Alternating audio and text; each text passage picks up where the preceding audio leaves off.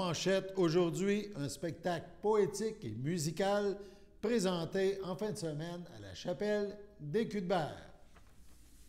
Bonjour à tous et bienvenue à votre bulletin d'information sur les ondes de CTRB, votre télévision locale et régionale. Alain Belle-Humeur au pupitre, aujourd'hui 27 juillet. Donc, on parle de ce spectacle présenté à la chapelle des Culs-de-Berre, mais donc dans cette première partie, avant, on va faire la suite du reportage qu'on a amorcé hier en lien avec le projet de médiation culturelle impliquant les jeunes du camp de jour de Berthierville.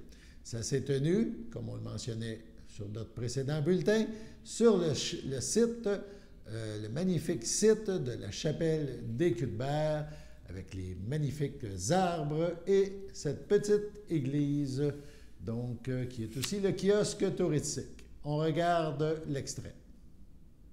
Est-ce que vous pouvez les voir? C'est très fort. OK? Alors, on va faire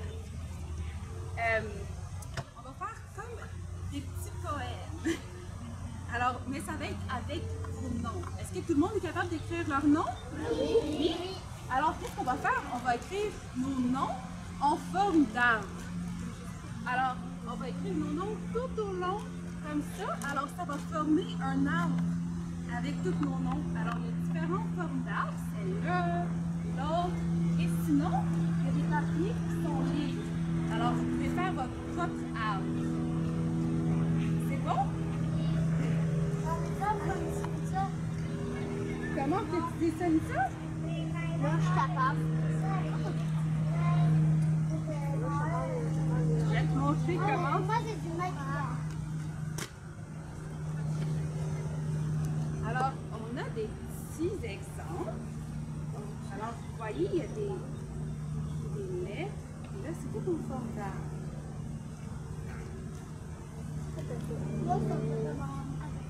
Puis, écrit quoi dessus? Alors ici, c'est des mots qui ont rapport avec les arbres. Mais nous, on va le faire avec nos noms. Vous voyez, alors ça va être très, très beau. Alors, il y a plein de différentes façons de le faire. Celle-là. Celle-là. Comment on va dessiner l'intérieur? Et celle-là. C'est bon? Non, on va dessiner à l'extérieur. Et après, on va pouvoir aller regarder à l'intérieur. C'est bon? Alors, vous pouvez commencer.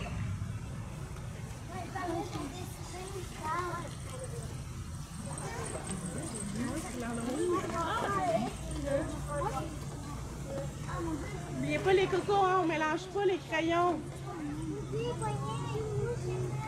Vous n'avez pas les gars? Non, regarde, il y en a un là. C'est très fun, ça dit.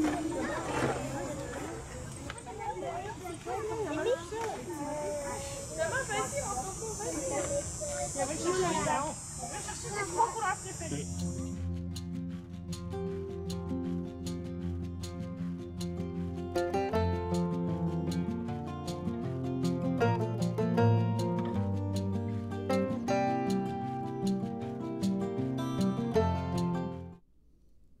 Lors de cette exposition, de cette visite des jeunes à la chapelle des Culs-de-Berre, il y a quelques jours, ils ont été exposés, c'est le cas de le dire, à une thématique qui concernait la forêt, l'importance de la forêt. Et c'est ce que les exercices qu'ils ont faits avaient bien sûr un rapport avec le déboisement et l'importance des arbres dans notre vie.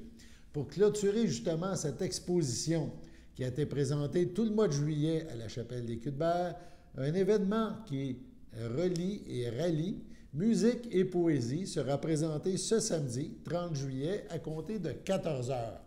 On écoute à ce sujet Chantal Ringuet et Nicolas Bédard. Ils nous parlent de cet événement. Accompagné de Mme Chantal Ringuet et de M. Nicolas Bédard, deux artistes qui vont présenter une prestation, un événement à la chapelle des Culs-de-Berre. Bonjour à vous deux. Bonjour. Bonjour. On va commencer par Mme Ringuet. Vous êtes poétesse, vous avez fait une exposition durant tout le mois de juillet à la chapelle des Cuthberts sur le thème du reboisement. Comment vous est venue l'idée de présenter un spectacle, un événement à la chapelle là, avec M. Bédard? Alors, tout d'abord, il faut rappeler que c'est un projet en 3 volets. C'est un projet artistique de médiation culturelle qui s'intitule Reboisement. Il y a eu, dans un premier temps, des ateliers de création littéraire qui ont été donnés, qui ont été offerts à la bibliothèque de Berthierville. Et ça a été une très belle expérience. Ensuite, l'exposition qui s'intitule elle-même Reboisement. Donc, c'est un dialogue en fait entre les végétaux, entre les arbres et la chapelle, c'est-à-dire entre 2 patrimoines locaux. On a des espèces locales d'arbres qui sont présentées dans l'exposition. C'est aussi un partenariat qu'on a établi avec l'association nationale, l'association de foresterie de la Naudière. Et on a également un parcours poétique dans lequel il y a une sorte de dialogue avec Madame Cuthbert, donc Catherine Cairns, qui est décédée et qui est toujours enterrée dans cette chapelle qui se tisse. Donc, ce qui est important et ce que j'aime beaucoup dans ce projet, c'est de faire entrer la littérature et en particulier la poésie au musée et ce dialogue également entre les forêts et le lieu de la chapelle, le lieu lui-même. Et donc, dans un troisième temps, l'événement de clôture, c'est afin de bien célébrer ces patrimoines, une mise en lecture et avec évidemment de la musique. C'est ce qui m'a semblé être la meilleure option pour bien clore ce projet. Et donc, dans ce contexte-là, dans le contexte de l'événement musical qui s'intitule Canopée, nous avons 4 femmes poètes, dont une absente, Odile Tremblay. Madame Tremblay, donc, elle est absente parce que malheureusement, elle ne pouvait pas se joindre à nous, mais elle avait accepté au tout départ de se joindre au projet et c'est qu'elle a publié un recueil intitulé Le déboisement. Donc, le déboisement avec le reboisement, il y a vraiment des échos, des choses importantes, des liens qui peuvent être faits. Nous avons aussi Louise Warren, qui donc est une poète reconnue et très connue dans la région de la Naudière où elle habite. Catherine Lemons, qui écrit aussi de magnifiques poèmes. Elle a des inédits qui vont être lus à ce moment-là. Catherine Lemons, qui est professeure de littérature à l'Université du Québec à Rimouski. Moi-même, je vais lire certains extraits de mon recueil de poésie Forêt en chambre qui est apparu plus tôt cette année et nous aurons un accompagnement musical à la contrebasse, un instrument que j'ai toujours beaucoup affectionné. Alors quand j'ai appris que Nicolas pouvait se joindre à nous pour ce concert, j'étais vraiment ravie.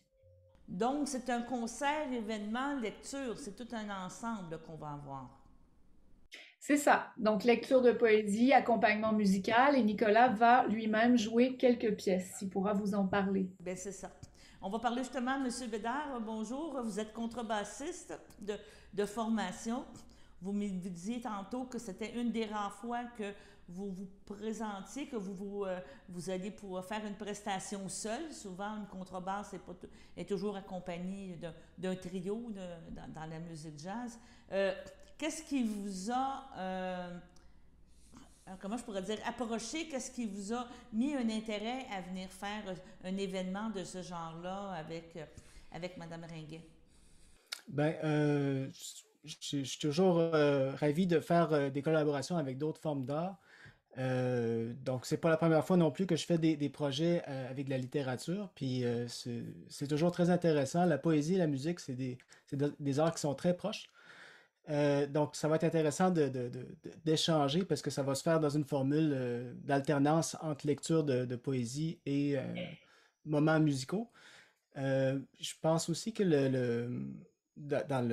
avec la thématique du reboisement, le choix de la contrebasse est intéressant parce que c'est un instrument qui est fait en bois, premièrement, puis c'est le son du bois. On travaille toujours avec ça. Nous, moi, ma contrebasse, je connais l'histoire personnelle de ce morceau de bois-là. C'est un arbre centenaire de la côte du Pacifique, en tout cas, peu importe, mais on le vit vraiment là, à ce niveau-là. Vous êtes la partie intégrante. Une contrebasse fait partie avec, comme vous dites, la façon que c'est fait. Un instrument en corde, bien, il y a une relation directe avec le bois, donc déboisement, rebord. Il a fallu couper un arbre majestueux pour avoir une belle pièce, là, malheureusement. Oui. Non, en fait, moi, ma contrebasse, c'est un arbre qui a été frappé par la foudre. Ah, Donc, OK. personne ne l'a coupé.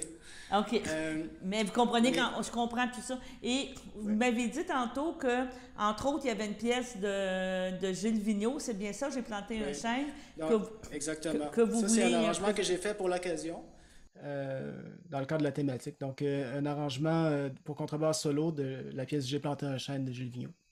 Sinon, le reste du répertoire, c'est du répertoire que j'ai choisi là, qui existait déjà pour contrebasse solo ou des standards de jazz que j'ai adaptés pour l'occasion. Puis il va y avoir beaucoup d'improvisation, évidemment, au travers de tout ça. Et puis un échange aussi direct avec les lectrices. C'est ça que je pas dire. Donc, la forme de la présentation de l'événement, Madame Ringuet, donc on va avoir de la lecture, vous allez lire un extrait d'une poésie, un extrait chaque autrice va présenter, et par la suite, il y a une interprétation de M. Bédard, ou ça peut être mixte aussi, là. Comme le disait Nicolas, il va y avoir une part d'improvisation. J'aime beaucoup cette idée parce que il n'y a pas de frontière stricte entre la poésie et la musique, au contraire. Alors, je pense on va miser pour les échos et pour la façon dont, avec un peu de spontanéité, comment on se sent pour que la musique accompagne certains poèmes. Évidemment, on discute de tout ça au préalable et en fait, on reprend en quelque sorte une formule traditionnelle de lecture de poésie avec accompagnement musical. OK. Est-ce que tout cet événement-là va se passer, s'il fait beau, à l'extérieur, justement, au pied des grands arbres qu'il y a à la chapelle, ou vous avez prévu de le faire dans un autre endroit? L'événement a été prévu à l'intérieur de la chapelle. OK, d'accord. Donc c'est le 30, c'est bien ça. À partir de quelle heure on peut se présenter pour le spectacle? Le spectacle commence à 14 heures, donc on peut arriver un peu à l'avance. OK, d'accord. Donc, on va pouvoir jaser, communiquer avec vous, puis par la suite aussi, j'imagine, à la fin, faire part de nos impressions, de comment on s'est ressenti suite à les lectures et la musique de M. Bédard. Oui, après le spectacle, c'est tout à fait possible de communiquer. On m'a dit que les places doivent être réservées à l'avance parce que elles sont quand même limitées à l'intérieur de la chapelle, donc il ne faudrait pas oublier de réserver. D'accord. Donc, c'est un rendez-vous samedi après-midi, le 30, à la chapelle des Culs-de-Berre, avec deux personnes très intéressantes. On a bien hâte de vous voir, on pourrait dire live, là, en personne, faire votre prestation. Et on viendra vous voir pour ça, là, samedi après-midi. Merci d'avoir pris votre temps aujourd'hui. Merci beaucoup. Merci. Au revoir. Sur ce, allons à la pause. Chers téléspectateurs, vous êtes cordialement invités le samedi matin dès 9h30 à notre bingo télédiffusé de nos studios de Berthierville. Depuis plusieurs années, nos adeptes de la télévision régionale se sont divisés un montant de 600 $, disponible chaque semaine lors de notre joute de bingo à CTRP. Un amical animateur et ses joyeux compères, dont un technicien et deux bénévoles, partagent tour à tour cette émission dans le but de vous agrémenter durant 60 minutes. Un moment de plaisir qui pourrait s'avérer payant pour vous. Vous pouvez donc vous procurer les cartes de jeu chez les dépositaires participants et j'ai nommé à Berthierville, le dépanneur Formule 1 et le garage Pétroté sur la rue Gilles Villeneuve, le marché IGA Extra sur la rue Gabrielle Brissette, le marché Métro sur la rue Notre-Dame et la pharmacie Proxime sur la rue Frontenac. À Saint-Ignace-de-Loyola, le dépanneur Esso sur la rue de la Traverse et le marché Aldo sur le rang Saint-Michel. C'est donc un rendez-vous hebdomadaire chaque samedi matin dès 9h30 sur les ondes de CTRP, votre télévision régionale et communautaire, maintenant en haute définition. On vous attend donc en grand nombre et toute l'équipe vous souhaite bonne chance.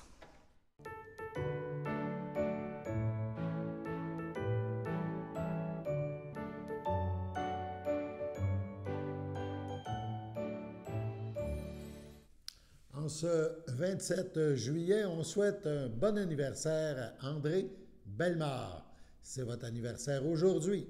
En ce 27 juillet, toute l'équipe de CTRB se joint à moi et vous souhaite bonne fête.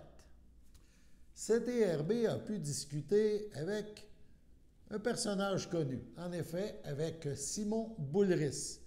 Il est bien connu comme acteur, comme auteur, comédien, metteur en scène. Il est aussi le porte-parole du festival Fou de théâtre qui se déroulera donc fin août à l'Assomption dans la Naudière. M. Boulris nous parle de son travail et de l'importance du théâtre. On écoute un extrait de cette entrevue. Mais je me suis toujours vu comme étant le mot touche à tout, ça me représente bien. J'aime essayer des choses. Je pense que j'ai une désinvolture à essayer un peu tout. Je me dis toujours, ben, ce n'est que ma petite tentative, mais c'est vrai que depuis que je suis tout petit que je suis comme ça. J'ai toujours fait plein de choses, surtout dans le milieu des arts.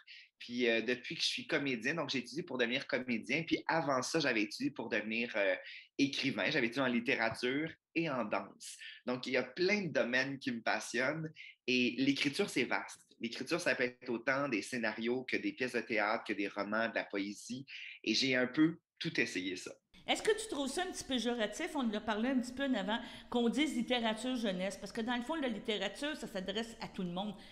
On ne dit pas littérature pour gens âgés, on ne dit pas littérature pour gens actifs. Littérature, c'est pour tout le monde. Littérature, absolument. Tu sais, je me vois comme un auteur. Je pense que le mot auteur, c'est un mot fourre-tout qui me représente bien parce que j'écris de tout, puis pour tous les publics et pour tous les lecteurs.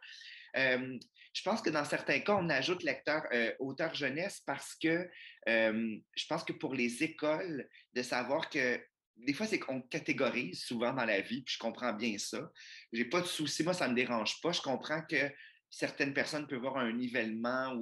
Moi, c'est vraiment, on peut me dire auteur jeunesse, mais j'écris aussi pour les adultes. Donc, je suis un auteur surtout. Ça me représente mieux. Moi, ça a été un tournant, faire du théâtre d'une part, là, d'en faire à partir du secondaire. Ça a changé ma vie parce que moi, j'étais un enfant très solitaire et au départ, peut-être pas une solitude voulue, peut-être un peu imposée, mais la solitude, je l'ai remplie de façon artistique. Je lisais beaucoup, beaucoup. Puis en secondaire 1, j'ai découvert le théâtre, d'abord pour en jouer, puis ensuite en tant que spectateur. Puis pour en jouer, ça m'a rendu justement en jouer. Ça m'a rendu grégaire. Moi qui étais très solitaire, ça a changé un peu mon ADN. Ça m'a fait du bien le théâtre.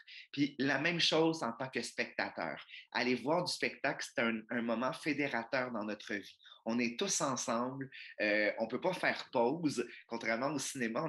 Au cinéma, on peut sortir, tout ça. Là, on est tous ensemble devant, on appelle ça des arts vivants, parce qu'il y a des acteurs qui vivent devant nous. Qui vibre devant nous. Et ça, c'est précieux, je trouve. Et ça nous a beaucoup manqué. Je pense que la pandémie nous a fait réaliser à quel point que les arts vivants, je pense aussi à la danse, au chant, évidemment, quand ça vit devant nous, c'est important, ça précise notre identité, ça précise notre propre vie, ça nous confronte aussi. Puis je trouve que les Fous de théâtre ont vraiment fait une programmation qui est très, très variée et qui invite justement à la confrontation autant qu'à la caresse, à la bienveillance. Il y a tout ça. C'est diversifié comme j'aime une programmation. C'est-à-dire que ça ne soit pas juste sur un chemin. Parce que ce qui est le fun, c'est que l'Assomption, c'est une ville qui est grouillante de vie. Et là, on prend d'assaut toute la ville. C'est-à-dire que c'est pas juste à Hector-Charland, c'est dans les rues aussi, c'est au collège, c'est un peu partout. Donc, il y a quelque chose d'un peu délinquant qui me plaît beaucoup. Et donc, oui, de diversifier dans cette belle programmation. Donc, le théâtre, je pense que ça nous précise, ça nous fait du bien, ça nous fait nous questionner. C'est important, je trouve, dans la vie de quelqu'un. Poursuivons maintenant en écoutant la co-porte-parole du Festival Fou de théâtre de l'Assomption, Émilie Perrault. Elle montera sur les planches pour la première fois. Elle nous parle de la pièce qu'elle présentera. Alors, ça s'appelle la suspension consentie de l'incrédulité. Ça, là, c'est un concept que je trouve formidable. J'en avais parlé à l'émission cette année-là. C'est un concept qu'on vit surtout dans le théâtre musical. Quand ça se met à chanter, ou dans une comédie musicale au cinéma, là, quand ça se met à chanter, il y a des gens qui décrochent. Oui. On appelle ça suspension of disbelief. La suspension, c'est ça, consentie. Donc, on accepte qu'on n'est plus dans un réalisme total. Si ça se met à chanter en plein milieu d'une scène, ben voyons, il y a des gens qui n'adhèrent pas à ça, puis il y en a d'autres qui embrassent ça. Moi, je suis de ceux qui aiment ça, quand ça se met à chanter pour une raison. J'assume, oui. On assume ou on n'assume pas, puis bon, moi, je suis de cette catégorie-là. Et donc, Émilie a écrit un spectacle à partir de cette idée-là, la suspension consentie de l'incrédulité. Donc ça sera, moi je joue le 25, le jeudi 25 en soirée au Théâtre Hector Charland. Elle sera à la Chapelle Bon Secours et elle joue juste avant moi le 25, elle est le 26 et le 27. On a bien sûr entendu Simon Boulris. C'est lui qui nous parlait d'Émilie Perrault. Donc, nous vous reparlerons dans les prochains jours des autres activités qui composeront ce festival. Dans le cadre de sa programmation annuelle, Maison et Jardin Antoine Lacombe, c'est à Saint-Charles-Borromée, invite les artistes en solo, en duo ou en groupe à soumettre un dossier. L'appel de dossier est ouvert aux arts visuels, photographie, dessin, illustration, peinture, sculpture, gravure d'art et installation, ainsi qu'aux métiers d'art, tapisserie, joaillerie, reliure, artistes du livre, art textile, perlage, céramique, art du filage, mobilier, verre, métal et bois. Pour ces actions de diffusion et d'éducation dans la région de Lanaudière, Maison et Jardin Antoine Lacombe fait vivre aux créateurs citoyens de Saint-Charles-Borromée et aux touristes une expérience multisensorielle véhiculée par la découverte et l'exploration de l'histoire régionale et la création contemporaine en art, mais aussi en horticulture. Parmi les conditions d'exposition, notons qu'il n'y a aucun frais pour exposer, 30 % des commissions sur les œuvres vendues.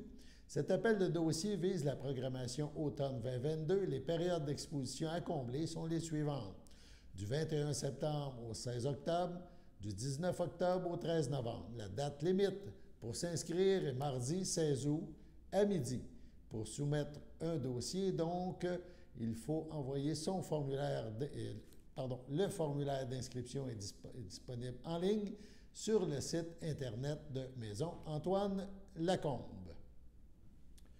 La division des enquêtes MRC Lanaudière demande l'aide du public afin d'identifier un suspect d'action indécente survenu à la fin juin 2022. Le 26 juin, en journée, le suspect a été aperçu alors qu'il s'exhibait seul en plein air à Crabtree. Il a quitté les lieux à pied dans un boisé après avoir été interpellé par un citoyen. Un portrait robot que vous voyez présentement a été réalisé pour poursuivre l'enquête. La description du suspect, donc on l'a regardé, le portrait robot, voici, environ 65 ans, taille 1,70 m à 1,73 m ou 5 pieds 7 à 5 pieds 8. Son poids, environ 185 livres ou 83 kilos. Il a les cheveux foncés, les yeux foncés. La particularité, l'homme de race blanche, les dents du bas étaient noircies, des taches brunâtres au dos. Il s'exprimait en français. Toute personne qui pourra identifier ou qui pourrait identifier cet individu est priée de communiquer avec la centrale de l'information criminelle de la Sûreté du Québec, le numéro 1-800-659-4264.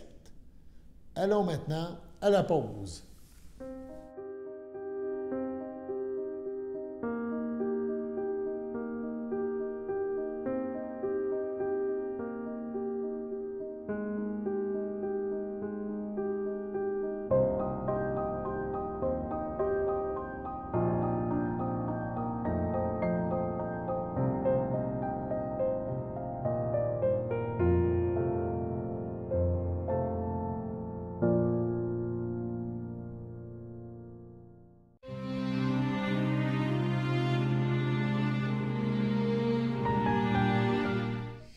Au centre hospitalier de Lanaudière, le 20 juillet, à 71 ans, est décédé M. Pierre Denis, époux de Madeleine Blais, fils de Hélène de Grandpré et de feu Alexandre Denis, demeurant à Saint-Cuthbert.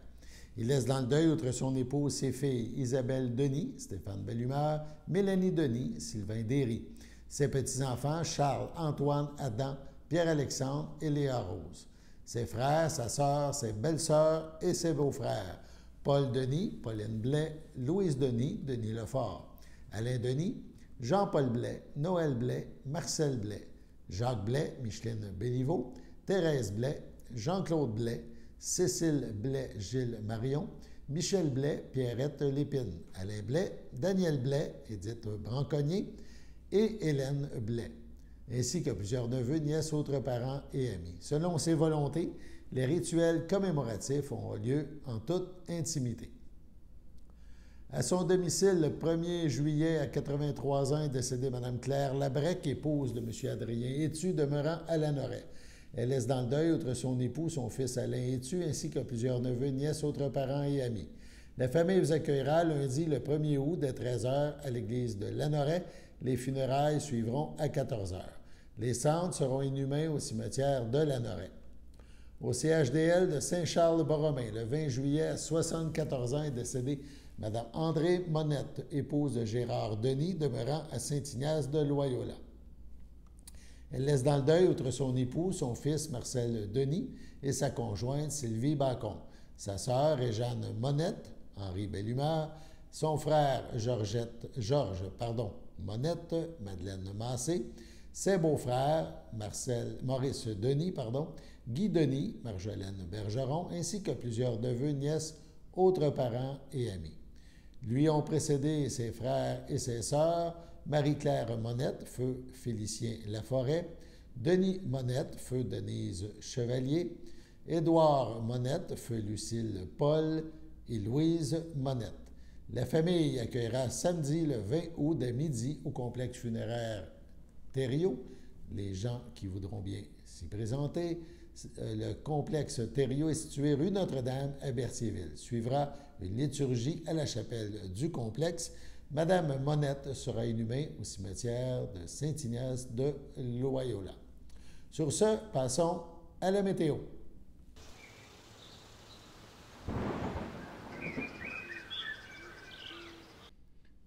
Bienvenue à votre météo du mercredi après-midi. Aujourd'hui, ce sera un ciel variable avec une température de 26, un temps ressenti de 23.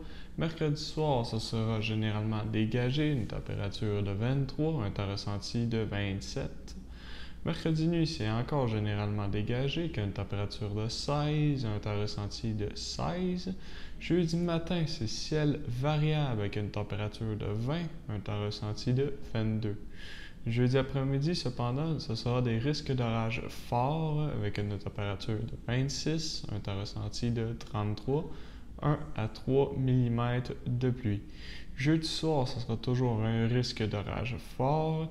Nous avons une température de 23, un temps ressenti de 29, moins de 1 mm de pluie. Voilà, c'était votre météo. Et ainsi prend fin notre bulletin d'information en ce 27 juillet. Alain Bellumeur au pupitre qui vous invite à être des nôtres demain. D'ici là, bonne fin de journée à notre antenne. À demain.